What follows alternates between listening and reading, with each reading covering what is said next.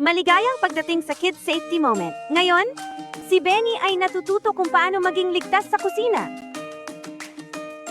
Mommy, pwede ba akong tumulong magluto ngayon? Gustong-gusto ko po talaga. Siyempre, Benny, masaya ang magluto ng magkasama.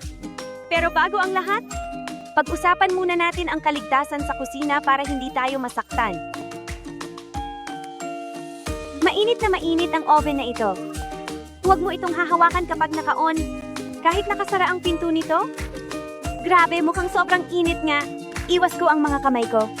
Pwede ba akong manood mula rito na lang? Tama yan. Laging magandang ideya ang manood mula sa ligtas na lugar. At delikado rin ang apoy. Ginagamit lang natin ito kapag talagang kailangan. At huwag kailanman maglaro malapit dito.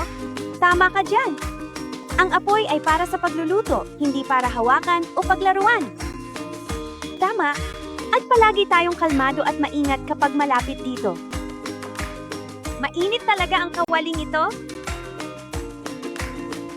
Kaya huwag mo itong hawakan kahit wala na ito sa apoy. Ay, muntik ko na itong mahawakan. Mag-ingat na ako sa susunod. Tama, laging siguraduhin muna. Tanungin mo muna ako bago ka humawak ng kahit ano sa kalan, ha? Sige, ma. Magtatanong ako palagi. Huwag mong ilalapit ang mukha mo sa singaw. Pwede kang mapasok kahit hindi mo ito nakikita. Kahit parang usok lang ang lumalabas sa kaldero. Oo, kahit ganun pa rin. Ang singaw ay sobrang init at maaring makasakit ng balat mo.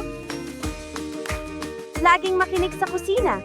Dahan-dahan lang at magtanong kung kailangan. Ganyan tayo nagiging ligtas at masaya. Naintindihan, kaligtasan muna. Manonood ako, makikinig at magiging pinakamahusay mong katulong. Magaling, Benny. At tandaan ninyo mga bata, pagdating sa pagluluto, laging unahin ang kaligtasan. Kita-kits? Sa susunod.